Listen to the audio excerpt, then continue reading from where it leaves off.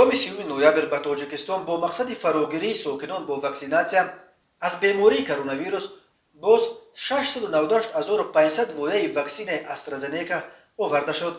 از کدام کشور یا سازمان رسیدن این مقدار واکسن گفته نشده است.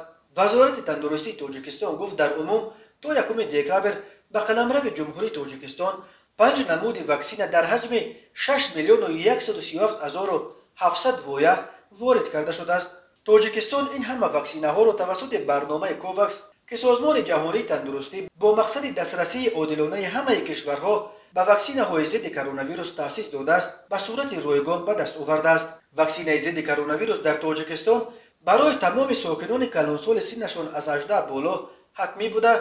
بنا به حسابات رسمی وزارت تندرستی از 5.8 میلیون نفر از شماره عمومی مقصدناک اهالی که باید بر ضد بیماری سرایتی کووید 19 واکسن بگیرند تا 30 نوامبر 3,260,063 نفر یعنی 51.8% حداقل یک واکسن بر ضد این بیماری سرایتی را گرفتند.